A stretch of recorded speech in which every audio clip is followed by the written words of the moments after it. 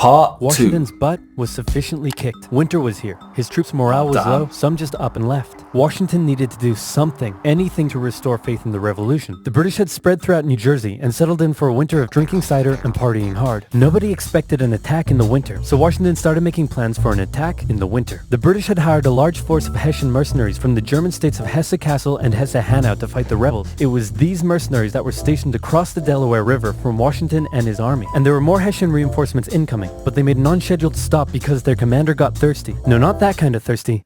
That kind of thirsty. It was Christmas Eve with a blizzard outside when Washington heard the Hessian defenses were down, and he decided to attack. He made a perilous crossing of the icy Delaware River with 2,400 men and marched 9 miles to Trenton, where he caught the Hessian forces completely off guard. After a short but fierce battle, the Hessians surrendered in droves. It was a much-needed victory that sent a clear message, not only to the British, but to Americans across the colony. The war was far from lost. General Cornwallis led the British forces south to counterattack the Americans, but in a series of battles, Washington's defensive positioning and flanking maneuvers defeated the British 3 times in 10 days. And the British decided to abandon southern New Jersey for the rest of the winter. Washington finally set up a winter camp in Morristown, but for the Americans, there was much less partying than the British.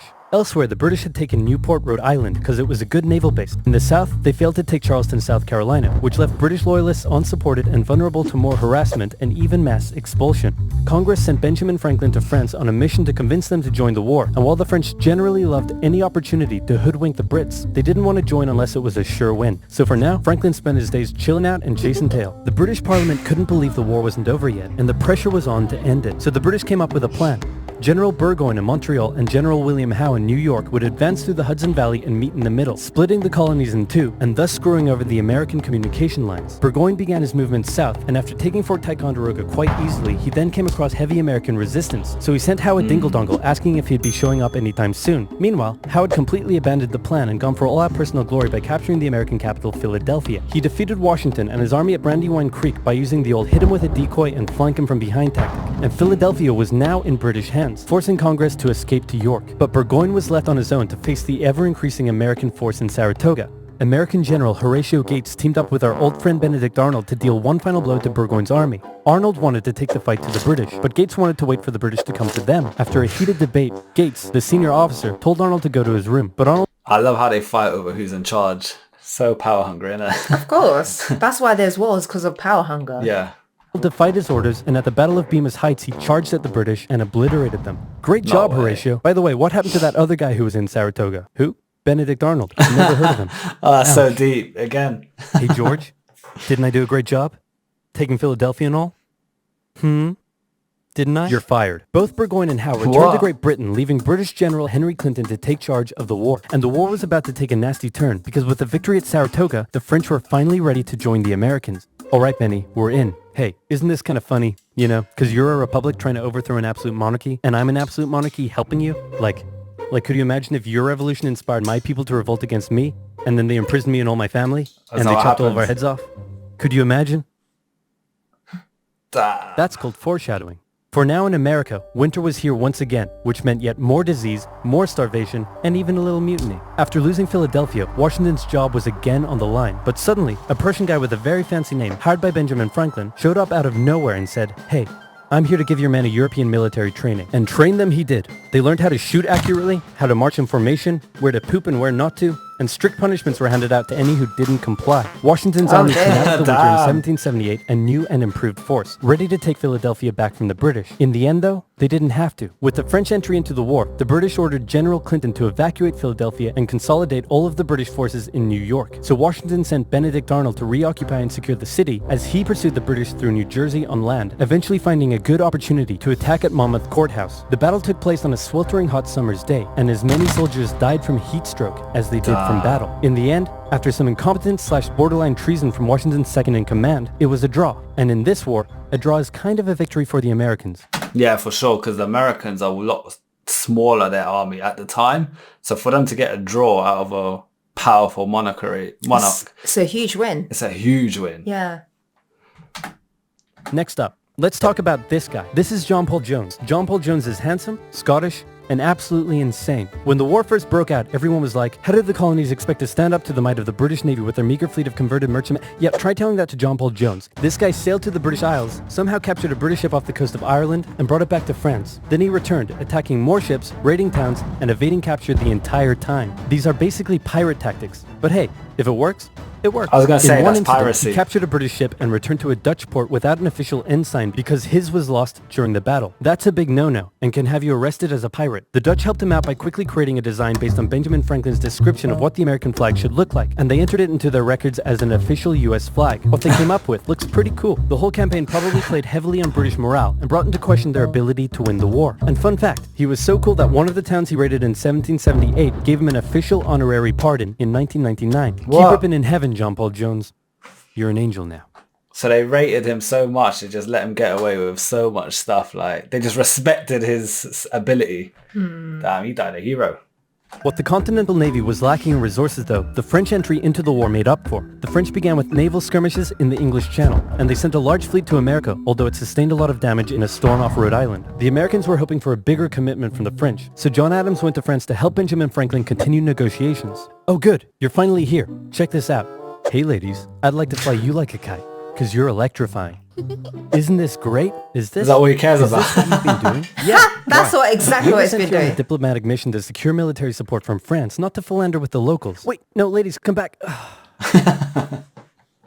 Worst wingman ever. But the Americans would get some more help. The Dutch provided aid, although they never formed an official alliance. More significantly, though, the Spanish, who had already been providing aid, officially joined the war in June 1779. Oh, damn. They would provide support in the Midwest and the Gulf Coast, campaigns that heavily impacted the Native American tribes in those areas. Both sides actually enlisted the help of Native American tribes throughout the war, sometimes even pitting those tribes against each other. In the summer of 1779, after a series of raids against the Americans by the Iroquois, Washington organized an expedition that burned down more than 40 villages, forcing the tribes to relocate to Canada That's for sad. British protection.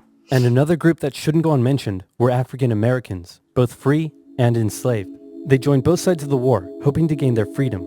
But afterwards, many were simply returned to slavery, particularly those who had fought for the Americans. That's insane. So they literally risked their life where they really didn't have to get involved to prove their worth and to try get some respect. And then after the war, they just got sent back to their slave camps and stuff. That's disgusting. That's so sad. Yeah, man.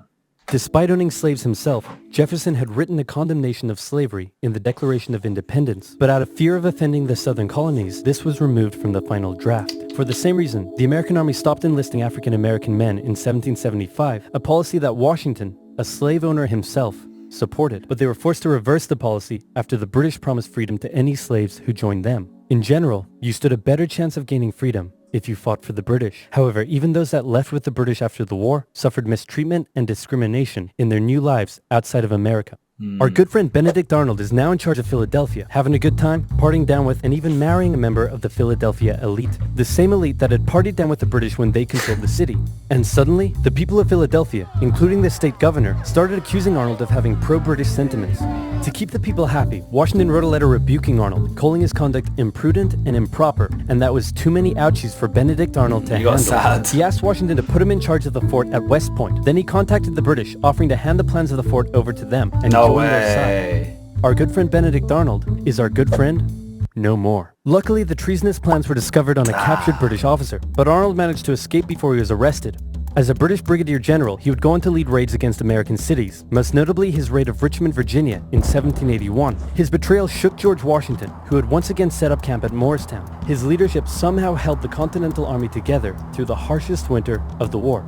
Guys, if he got caught back then with treason, was it prison or was it straight execution?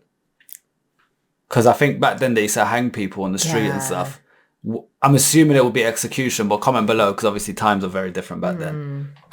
We're entering 1780, and Parliament ages was ago. hopping mad that the war still wasn't over. The British debt was soaring, and despite taking parts of Massachusetts in late 1779, the North was in a stalemate, so the British decided to make a major shift in strategy to the South, an economically rich area with a higher level of support for the British, or so the British thought. A year earlier, they had captured the underdefended city of Savannah, Georgia easily, and a joint American-French counter-siege failed. Now, they laid siege to Charleston, South Carolina. It fell within months, with thousands of American troops surrendering to the British, a costly defeat.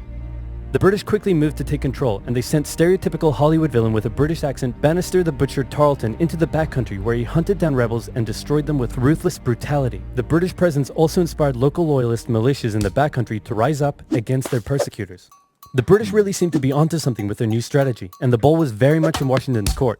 I'm gonna send my most loyal general, Nathaniel Greene, to the south to stop the British. Gonna have to overrule you there, George. We're sending hero of Saratoga and your biggest rival, Horatio Gates. Watch this, George. I'm gonna save the day again, everybody will love me, and I'm gonna get your job. Here I go. And he got into one battle with Cornwallis, got annihilated, and ran away. Alrighty, let's go with your guy. Nathaniel Greene knew the British outnumbered his own forces and wouldn't be defeated with conventional tactics, so he had to think outside the box. He split his army into two, said, "Hey big boy, look at me," and then they went running in two different directions. Cornwallis sent Tarleton after Morgan, and he caught up with him at Cowpens, where Morgan proceeded to kick Tarleton's butt. Then the two led Cornwallis on a wild chase through North Carolina, his bigger and better equipped army much heavier and slower than Greene's quick and mobile troops. Greene led Cornwallis further and further from his supply line, then crossed the Dan River into Virginia, picked up some reinforcements, and turned back to face the now exhausted British. At the Battle of Guilford Courthouse, the two sides engaged in vicious close combat. Cornwallis, fearing loss, fired his big guns into the chaotic fighting, cutting down many of his own men. Greene retreated, giving Cornwallis the victory, but Cornwallis lost a quarter of his men in the fighting, so it felt much more like a British defeat. I was gonna say, even though they retreated, he literally blew up everyone in that area, his own men included. That's literally more than double. Yeah, that's a big L. Yeah. Big loss, man. At this point, both sides desperately needed something to happen soon to end the fighting. The British were running out of money, while the Americans were again facing mutinies as the men went without pay or even basic living needs. Fortunately, the French were now showing up in greater numbers and were ready to fight. After his encounter with Greene, Cornwallis decided the only way to win the South was to first prevent the Southern Continental Army from using Virginia as a supply base. So he abandoned the Carolinas, moving to Wilmington and on to Yorktown, a position the British believed would be easy to supply and support. On his march to Yorktown, he raided many farms, stealing horses and supplies from the locals, but also freeing thousands of slaves, many of whom joined him. The French saw Cornwallis's new position as an opportunity to land a decisive blow on the British. Washington wanted to attack Clinton in New York, but the French said it was a really dumb idea. And to be fair, it was. Instead, Washington sent out fake dispatches to make it look like they would attack Clinton, but secretly their combined force marched all the way down to Virginia. A large French fleet under the command of Comte de Grasse arrived and successfully cleared the British Navy out of the Chesapeake Bay. The combined land and naval forces then laid siege to Cornwallis's army in Yorktown.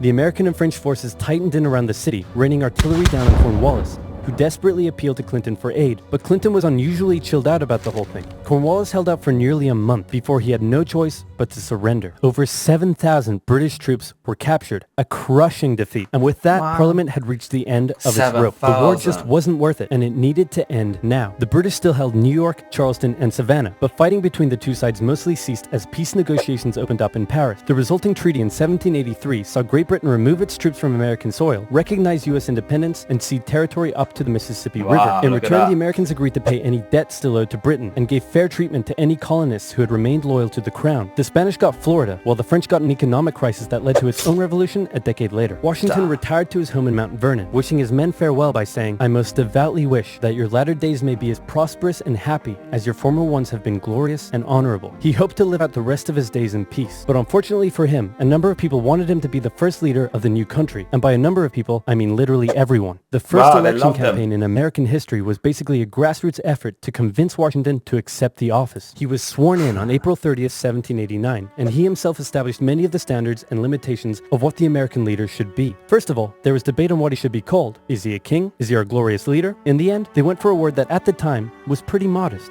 President, like the president of your local bowling club or office bake sale committee. He set up a cabinet of expert advisors, knowing that no president could know everything, no matter how much of a stable genius they claimed to be. He proposed major legislation to Congress and gave an annual State of the Union address to keep his own power in check. He stated that the U.S. should remain neutral in foreign conflicts, and in the end, he voluntarily gave up his power after just 2 terms. I do love that the US kept president until this day. Like, there's no king, there's no just straight president. I think it's just tradition, isn't it? This is the reason why the president came about, and they've just held on to that tradition. The Americans are so in touch with their roots, with their history, so it's just continuing on with it. Yeah, I like that they didn't change it or try to change it. He could have made the presidency anything he wanted, but his careful and cautious actions helped set the precedent of an office that is powerful in its limitations, decisive through its diplomacy, and respected in its humility. And so the United States was born, and everything was perfect. It had no problems, not a single one. Certainly nothing that would, I don't know, cause such an extreme divide that it would lead to a civil war. So that was part 2. I like how much I learned personally. Definitely agree on that one. Guys, we were quiet on these reactions on both of them because we were just taking in the information. There's not much to say. It's more of a sit there and listen and learn, educate. Guys, thank you so much for the recommendation. Keep suggestion them below. We do like this Oversimplified channel. It's the first time I've come across it. Should we do part 3? There's no part 3. This is part 2. But they got other videos of different stuff that's like quite similar to this. Yeah. Different wars and historical events. If you want us to carry on with this channel and different videos from there, comment the good ones that you lot want to see and we'll check them out. Don't forget to like and subscribe. For now, peace out. Bye.